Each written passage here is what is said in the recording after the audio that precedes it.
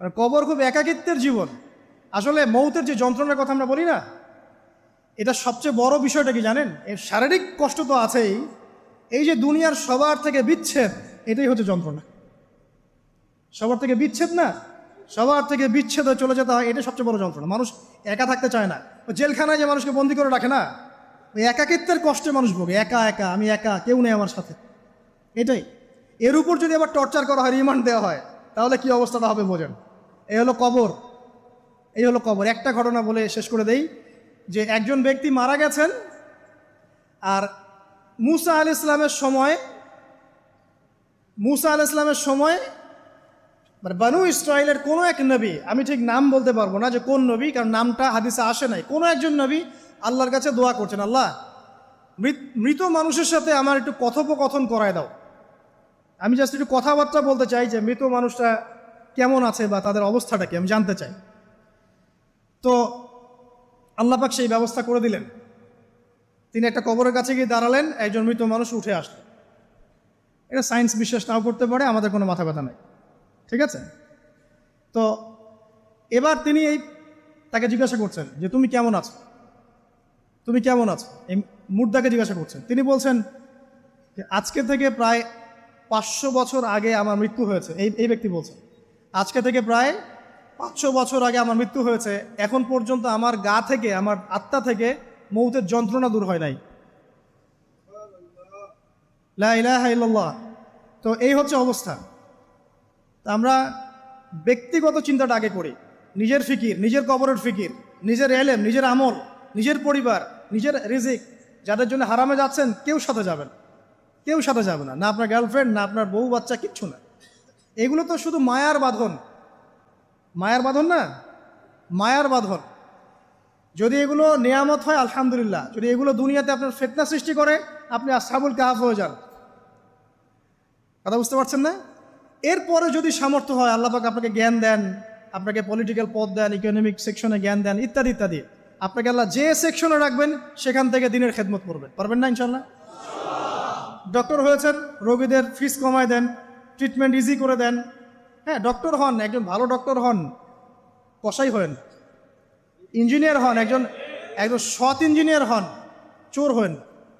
আপনি যেখানে থাকবেন সেখান থেকেই আপনি খেদমত করতে পারবেন। সবাইকে আলেম হতে হবে জরুরি না, সবাইকে দায়ী হতে হবে জরুরি না, এবং সবাই এটা হতেও পারবে না। এভাবে জাতি গঠন হয় না।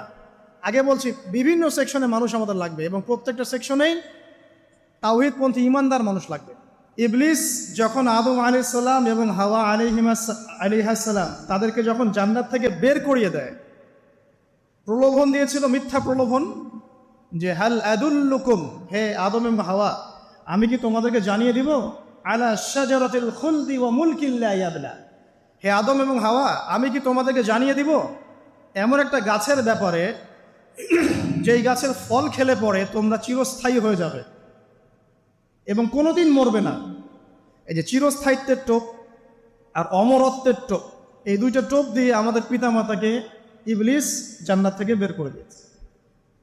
এখন পৃথিবীতে যত মানুষ পথভ্রষ্ট হচ্ছি আমরা, আমাদের এই দুইটা খাসলতের কারণে। আমরা অমরত্ব আশা করছি, আমাদের চলাফেরা দেখলে মনে হয় আমরা মরবো না, পরকালীন কনসেপ্ট বাদ।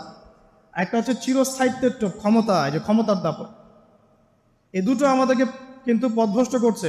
ঠিক একই অস্ত্র ছিল ইবলিসের। সূরা আরাফ পড়ে দেখেন, আমি কোনো কিছু বানিয়ে বলছি না। তখন আল্লাহ পাক বললেন যে ইয়া বানি আদম, হে বনু আদম, আদমের সন্তান যারা আছো, আমাদেরকে আল্লাহ পাক বলছে তোমরা শোনো, লা ইয়াফতিনান্নাকুমুশ শাইতান, শয়তান যেন তোমাদেরকে ফিতনায় না ফেলতে পারে। কামা আখরাজা আবাওয়াইকুম মিনাল জান্নাহ, ঠিক যেমন করে তোমাদের পিতামাতাকে শয়তান জান্নাত থেকে বের করে দিয়েছে। যেহেতু আমাদের পিতা আর মাতাকে শয়তান জান্নাত থেকে বের করে দিয়েছে, আল্লাহ পাক এই আদমের সন্তানদেরকে বলছেন তোমরা সতর্ক থেকো, তোমাদেরকে যেন শয়তান জান্নাত থেকে যেভাবে বের করেছিল তোমার পিতামাতাকে, এমন করতে না পারে। আর কি করতে না পারে? ইয়ানজিউ আনহুমা লিবাসাহুমা লিউরিয়াহুমা মিন সাওয়াতিহিমা, পড়ে দেখেন সূরা আরাফ। আল্লাহ বলছেন, মনে রেখো আদমের সন্তানরা, ইবলিস কিন্তু শুধু তোমার পিতামাতাকে জান্নাত থেকে বের করেই দেয় নাই, বরং গাছের কাছে নিয়ে গিয়েছিল, ফল খাওয়ার সাথে সাথেই তাদের গায়ের পোশাক খুলে পড়ে গিয়েছে। তাহলে আমাদের পিতামাতাকে জান্নাতে নগ্ন করে দিয়েছিল কে? সেই কথা আল্লাহ পাক বলছেন আদম সন্তানদেরকে, তোমরা সতর্ক থেকো, তোমাদেরকে যেন ইবলিস নগ্ন করতে না পারে, ঠিক যেমন করে তোমাদের পিতামাতাকে করেছে। তাহলে এখন যে পুরো বিশ্ব জুড়ে নগ্নতার যে সংস্কৃতি চলছে এরা কার এজেন্ডা বাস্তবায়ন করছে বুঝতে পারছেন? কোরআন পড়েন, পৃথিবীতে যত সভ্যতা চলে গেছে, ব্যাবিলনের সভ্যতা, চাইনিজদের সভ্যতা, তারপরে যে আমাদের মাও সেতুং, ইতালির মুসোলিনি, এদিকে জ্যাপল সার্তে, এদিকে আপনার ফিডেল ক্যাস্ট্রোর কথা বলেন, ওই পশ্চিমা সভ্যতা বাদ দিয়ে যত বড় বড় সভ্যতা রিনাউন্ড, সবার পোশাক ছিল শালীন। আমি চ্যালেঞ্জ করলাম, খুঁজে দেখেন চাইনিজদের পোশাক, দেখেন আগেকার পোশাক, 1000 বছর আগের পোশাক, শালীন পোশাক। তারা কিন্তু মুসলিম ছিলেন না। আপনি এই ব্যাবিলনের সভ্যতা দেখেন, ব্যাবিলনের সভ্যতা অনেক প্রাচীন না? এই সভ্যতার পোশাক দেখবেন এটা অশালীন পোশাক ছিল না। এমনকি আইয়ামে জাহিলিয়াত যেটা আমরা বলি, নবী সাল্লাল্লাহু আলাইহি ওয়াসাল্লাম যখন জন্ম নেননি তার আগের সময় কোনো, ওই সময়ও যে মানুষ জেনা করত, মেয়েকে যে কন্যা সন্তানকে জীবিত দাফন করত, তারপরেও ওদের পোশাক শালীন ছিল। হঠাৎ করে বিশ্বে একটা সভ্যতা আসলো পশ্চিম থেকে, তারা বললো যে পোশাক শর্ট হতে হতে হতে হতে এক পর্যায়ে বিকিনি পরে করা শুরু করে, এবং এখন ওরা সারা বিশ্বে ওটা ছড়িয়ে দিচ্ছে, আমরা সবাই ওটাকে গ্রহণ করছি। আমরা বলছি 1000 বছরের সমস্যা।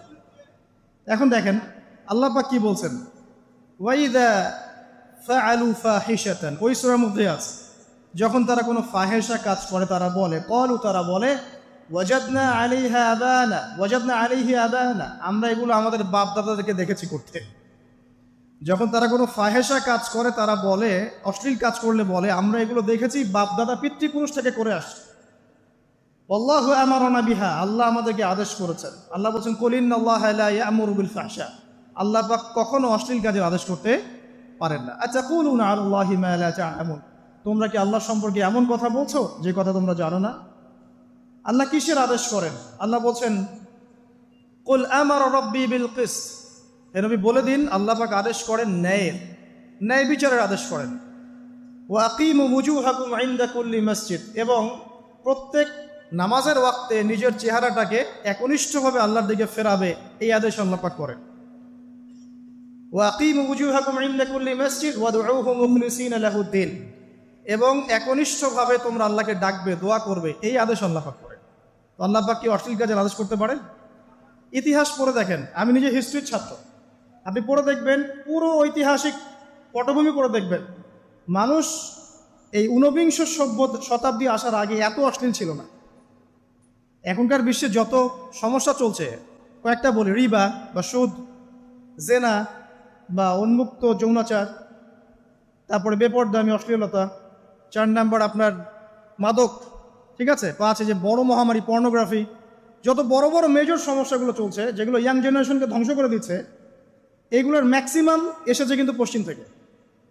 খেয়াল করে দেখবেন, এগুলো কিন্তু বাংলাদেশ থেকে আসে নাই, আসছে ভারত থেকে আসছে, পাকিস্তান থেকে আসছে, সাবকন্টিনেন্ট থেকে আসে নাই, এগুলো দেখবেন একটা নির্দিষ্ট জায়গা থেকে আসছে। তো এই কারণেই আমাদের সতর্ক দৃষ্টি রাখতে হবে যে বস্তুবাদী উন্নয়ন সব কিছু নয়। হ্যাঁ, আমরা জিডিপি বাড়ালাম, ইন্ডাস্ট্রিজ গড়লাম, মঙ্গলে চলে গেলাম, চাঁদে গেলাম, ওকে ফাইন, এগুলোর কেউ বিরোধিতা করবে না, এটা ভালো, নেশনকে এগিয়ে নিতে হবে, এটাই এডুকেট, তারও নয়, এবং এডুকেটেই করতে হবে, কিন্তু নৈতিকতার বিসর্জন দিয়ে নয়। নৈতিকতার বিসর্জন দিয়ে ধর্ম থেকে দূরে চলে এসে নাস্তিকতায় বিশ্বাসী হয়ে আল্লাহকে বাদ দিয়ে, রাসূলকে বাদ দিয়ে এই বস্তুবাদী উন্নয়ন আমাদের পরকালকে বাঁচাতে পারবে না। তো পরকালকে বাঁচিয়ে রেখে আমার দুনিয়াবী উন্নয়ন করতে হবে, এবং দুনিয়ার উন্নয়নটা অবশ্যই জরুরি। সারা বিশ্ব যখন এগিয়ে যাচ্ছে, আমরা কেন পিছিয়ে থাকবো? আমি তো এটাও বলি যে এটা অনেক মাদ্রাসার লাইনে যারা আছেন তারা আমার সাথে একটু বিরোধিতা করেন এই বিষয়ে, কিন্তু আমি নিজেই বলি যে সিলেবাসের মধ্যে পরিবর্তন নিয়ে আসার চেষ্টা করতে হবে। শুধুমাত্র এককেন্দ্রিক শিক্ষায় কেন শিক্ষিত হব? এই যুগে চলার জন্য যে উপকারী জ্ঞানগুলো দরকার সেগুলো শিখতে হবে আমাদেরকে। আমাদের আইসিটির জ্ঞানের দরকার আছে, আমাদের ইংরেজির জ্ঞানের দরকার আছে, ম্যাথামেটিক্স দরকার আছে, সায়েন্সের দরকার আছে, আমাদের তথ্য প্রযুক্তি জানতে হবে, অর্থনীতির জ্ঞানের দরকার আছে, পলিটিক্যাল সায়েন্সের দরকার আছে, জিও পলিটিক্স দরকার আছে। এগুলো বাদ দিয়ে শুধু যদি আমি মুখস্থ করে যাই, এই জ্ঞানটা আমার কী কাজে দেবে আমাকে বলে?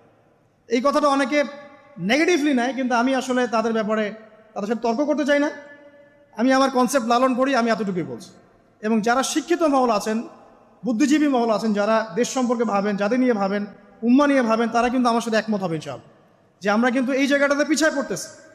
আল্লাহ পাক আমাদেরকে কনস্ট্রাকটিভ সিলেবাসে পড়াশোনা করার তৌফিক দান করুন, এবং জেনারেল লাইন থেকে আপনি বয়কট করে একদম ইয়াতে চলে আসতেছেন কেন? জেনারেল লাইনে পড়ছেন, পড়েন, আপনার এই জ্ঞানটাকে আপনি ইসলামের কল্যাণে কাজে লাগাতে পারবেন না? সবাইকে কি আলেম হতে হবে? সবাইকে মুফতি হবে, মুহাদ্দিস হবে? অর্থনীতিবিদের দরকার আছে না? পলিটিশিয়ানের দরকার আছে না? ডক্টর ইঞ্জিনিয়ার দরকার আছে না? সব সেক্টরের মানুষের দরকার আছে। আপনাদেরকে আপনাদের জায়গায় থাকতে হবে, ওখানে থেকে আপনারা ইসলামের খেদমত করবেন, পারবেন না? একজন ডক্টর, তিনি কি ইসলামের খেদমত করতে পারবেন না ভাই? একজন সৎ নেতা, তিনি কি ইসলামের খেদমত করতে পারবেন না? একজন অর্থনীতিবিদ, তিনি যদি আল্লাহ পাকের হালাল হারাম মেনে অর্থনীতির কোনো বিধান চালু করেন, তিনি কি ইসলামের খেদমত করতে পারবেন না? তো সবাইকে কি বক্তা হইতে হবে? সবাইকে আলেম হতে হবে? এক নির্দিষ্ট একটা শ্রেণীর মানুষ আলেম হবে, নির্দিষ্ট একটা শ্রেণীর মানুষ প্রশাসনে থাকবে, নির্দিষ্ট একটা শ্রেণীর মানুষ আপনি জনপ্রতিনিধি হবে, নির্দিষ্ট শ্রেণীর মানুষ ইকোনমিক সেক্টরে থাকবে। এইভাবে আমরা একটা জাতি গঠন করব, এবং সবাই হবে উভয় দিকে শিক্ষিত। একজন আর্মি অফিসার, তার উচিত হবে ইমামতি করার যোগ্যতা অর্জন করা।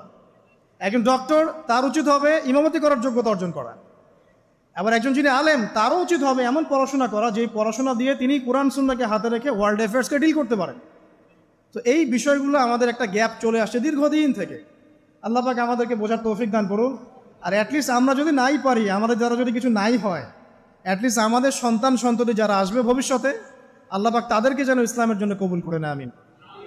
আর ইসলামের জন্য কবুল করলে কারো কোনো ক্ষতি নাই। ইসলামের আন্ডারে প্রত্যেক অমুসলিমের সর্বোচ্চ অধিকার রক্ষা করা হয়, অন্য কোনো জায়গায় করা হয় না। এবং প্রত্যেকটা ধর্মগ্রন্থের মূল কথাগুলো দেখবেন একই রকম। এক আল্লাহর কথা বলছেন, একজন শেষ নবীর কথা বলছেন, সত্য কথা বলার কথা বলছেন, ন্যায়ের পথে চলার কথা বলছেন। প্রত্যেকটা ধর্মগ্রন্থ পড়ে দেখেন, এই যে ওল্ড টেস্টামেন্ট বলেন, নিউ টেস্টামেন্ট বলেন, বেদ বলেন, আপনি বাইবেল বলেন, পড়েন, একটু পড়েন, তুলনামূলক ধর্মতত্ত্বের বইগুলো পড়েন, দেখবেন অনেক মিল আছে। তো সবাই যদি যার যার ধর্ম পালন করেন, কোনো সমস্যা আছে? সবাই যদি যার যার ধর্মের নৈতিক বিষয়গুলো মেনে চলে, কোনো সমস্যা আছে? এই সহজ সরল কথাগুলো আমরা জনগণকে বোঝাতে ব্যর্থ হচ্ছি। এই সুযোগ নিয়ে এক শ্রেণীর মানুষ এক দলকে আরেক দলের বিরুদ্ধে লাগিয়ে দিচ্ছে, স্বার্থ খুঁজে, নিজের স্বার্থে, দুনিয়ার স্বার্থে, এবং ওই যে বললাম একটা সভ্যতার কথা, ওদের স্বার্থে শান্তিপূর্ণ একটা জনসমষ্টির মাঝে ফাসাদ লাগিয়ে দিচ্ছে উদ্দেশ্যপ্রণীতভাবে কিছু মানুষ।